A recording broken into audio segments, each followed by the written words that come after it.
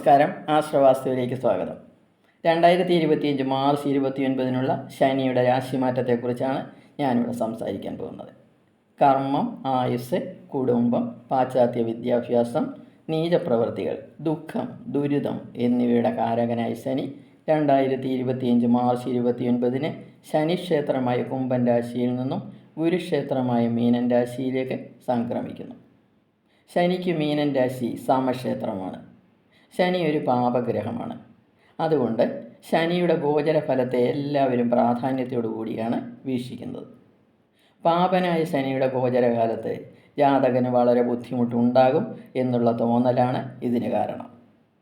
ജന്മരാശിയിൽ നിന്നും 4, 7, 10 എന്നീ കേന്ദ്രഭാവങ്ങളിൽ ശനി സഞ്ചരിക്കുമ്പോൾ അതിനെ കണ്ടകശനിയെന്നും, അതുപോലെ തന്നെ ജന്മരാശിയിലും ജന്മരാശിയുടെ 12ാം ഭാവത്തിലും ജന്മരാശിയുടെ 2ാം ഭാവത്തിലുമായി 7.5 വർഷം ശനി സഞ്ചരിക്കുന്ന സമയത്തെ 7.5 ശനി കാലമെന്ന് പറയുന്നു. ആദ്യമായി 7.5 ശനിയെക്കുറിച്ച് സംസാരിക്കാം.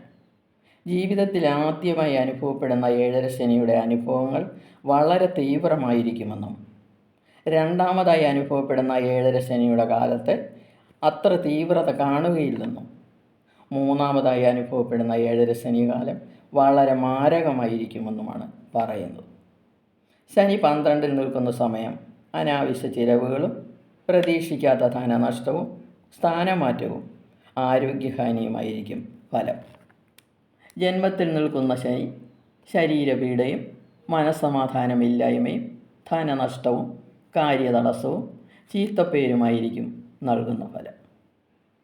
എന്നാൽ 2ാം ഭാവത്തിലേക്ക് സഞ്ചരിക്കുന്ന ശനി ബന്ധുക്കളുമായി പിണക്കവും ഗ്രഹകലഹവും ഉണ്ടാക്കും.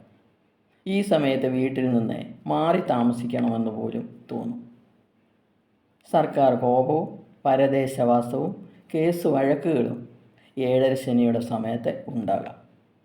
മുകളിൽ പറഞ്ഞ കാര്യങ്ങൾ കൊണ്ട് ആരും വിഷമിക്കേണ്ട കാര്യമില്ല. നിങ്ങളുടെ ജാതകത്തിൽ ശനി ബലവാനാണെങ്കിൽ മുകളിൽ പറഞ്ഞ പ്രശ്നങ്ങൾ ഒന്നും ഉണ്ടാവുകയില്ല. കൂടാതെ ഇപ്പോൾ നിങ്ങൾക്ക് നടക്കുന്ന ദശാപകാരങ്ങൾ അനുകൂലമാണെങ്കിലും ഒന്നും ഭയപ്പെടേണ്ട കാര്യമില്ല. ഈ കാലഘട്ടത്തിൽ നിങ്ങൾ കുറച്ച് കാര്യങ്ങൾ ശ്രദ്ധിക്കണമെന്നേ ഉള്ളൂ. അനാവശ്യമായി ഒരു പ്രശ്നങ്ങളിലും ചെന്ന് പെട്ടെന്ന് ചാടരുത്. ഈ സമയത്ത് ചെയ്യാൻ പാടില്ലാത്ത പല കാര്യങ്ങളും ചെയ്യണമെന്ന് തോന്നും. അനാവശ്യമായി ലോണുകളോ കടമോ ഉണ്ടാക്കരുത്. വലിയ രീതിയിൽ പണം ചിലവാക്കി ബിസിനസ്സുകൾ തുടങ്ങരുത്. ഇപ്പോൾ ചെയ്തുകൊണ്ടിരിക്കുന്ന ജോലിയിൽ നിന്നും മാറാൻ ശ്രമിക്കരുത്. അഥവാ മാറിയാൽ പെർമനൻ്റ് ആയിട്ടുള്ള പോസ്റ്റുകളിലേക്ക് വേണം മാറാൻ. പ്രധാനമായും ശത്രുതയുള്ള ആളുകളോട് വൈരാഗ്യം തീർക്കാൻ പല പ്രവൃത്തികളും ഈ സമയത്ത് ചെയ്യണമെന്ന് തോന്നും. അതിന് ശ്രമിക്കരുത്. അത് വളരെ ദോഷം ചെയ്യും. 7.5 ശനിയുടെ കാലഘട്ടത്തിൽ അനുഭവിക്കേണ്ടി വന്ന ദുഃഖത്തിനും കടപ്പാടിനും ഉദാഹരണമായി പുരാണ ഇതിഹാസങ്ങളിൽ നിന്നും ചില ഉദാഹരണങ്ങളാണ് ഞാൻ താഴെ പറയുന്നത്. ശ്രീരാമന് 7.5 ശനി സമയത്താണ് പട്ടാഭിഷേകം മുടങ്ങിയതും രാജ്യം വിട്ട് വനവാസം ചെയ്യേണ്ടി വന്നതും. രാവണന് 7.5 ശനി സമയത്തിലാണ് സീതയെ അപഹരിക്കണമെന്ന് തോന്നിയതും രാജ്യം നഷ്ടപ്പെട്ട് ജീവൻ ഉപേക്ഷിക്കേണ്ടി വന്നതും. പാണ്ഡവന്മാരുടെ വനവാസവും കൗരവന്മാരുടെ വംശനാശവും 7.5 ശനി സമയത്താണ് സംഭവിച്ചത്. മുകളിൽ പറഞ്ഞ ഉദാഹരണങ്ങൾ കേട്ട് നിങ്ങൾ വിഷമിക്കേണ്ട ആവശ്യമില്ല. നിങ്ങളാരും 7.5 ശനിയുടെ സമയത്ത് ചിന്തിക്കാതെ ഒരു കാര്യത്തിലും ഇടപെടരുത് എന്നുള്ളതാണ് ഞാൻ പറയുന്നത്. അതിനുവേണ്ടിയാണ് ഇത് പറഞ്ഞത്. പക്ഷേ ഒരു കാര്യം കൂടി ഓർക്കണം. മുകളിൽ പറഞ്ഞ കാര്യങ്ങളെല്ലാം നടക്കേണ്ട കാര്യങ്ങളായിരുന്നു. 7.5 ശനിയുടെ സമയത്താണ് ഇവർക്ക് ഇതെല്ലാം ചെയ്യണമെന്ന് തോന്നിയത്. ഇനി കാര്യത്തിലേക്ക് കടക്കാം. 2025 മാർച്ച് 29 ശനി മീനൻ രാശിയിലേക്ക് സഞ്ചരിക്കുമ്പോൾ 7.5 ശനി തുടങ്ങുന്നത് ഏത് രാശിക്കാർക്കാണെന്ന് നമുക്ക് നോക്കാം. മേടൻ രാശിക്കാർക്കാണ് 7.5 ശനി ഈ സമയത്ത് തുടങ്ങുന്നത്. അശ്വതി, ഭരണി, കാർത്തികകാൽ എന്നീ നക്ഷത്രങ്ങൾ ചേർന്നതാണ് മേടൻ രാശി. മേടൻ രാശിയുടെ 12ാം ഭാവത്തിലേക്കാണ് ശനി സഞ്ചരിക്കുന്നത്. 2.5 വർഷം ശനി അവിടെ നിൽക്കും. 12ാം ഭാവം വ്യയസ്ഥാനമാണ്. ചിലവുകളുടെയും നഷ്ടങ്ങളുടെയും സ്ഥലം വിട്ടുള്ള പോക്കിൻ്റെയും വീഴ്ചയുടെയും ഭാവമാണ് 12ാം ഭാവം. കഴിഞ്ഞുപോയ 2.5 വർഷം ശനി നൽകിയ എല്ലാ ഭാഗ്യങ്ങളും അനുഭവിച്ച ഒരു രാശിക്കാരാണ് മേടൻ രാശിക്കാർ. സർവാഭീഷ്ട സ്ഥാനത്ത് സ്ഥിതി ചെയ്തിരുന്ന ശനി ധനലാഭവും അധികാരപ്രാപ്തിയും ഭാര്യാപുത്രാദി സുഖവും ബഹുമാന ലാഭവും രോഗശമനവുമാണ് നൽകിക്കൊണ്ടിരുന്നത്. കൂടാതെ 1 വർഷമായി ഗുരു 2-ാം ഭാവത്തിൽ നിന്ന് സുഖപ്രാപ്തിയും പ്രശസ്തിയും ഉയർച്ചയും കൂടി നൽകിക്കൊണ്ടിരുന്നു. അങ്ങനെ മേടൻ രാശിക്കാരുടെ ഭാഗ്യ സമയകാലമായിരുന്നു കഴിഞ്ഞ 2.5 വർഷം.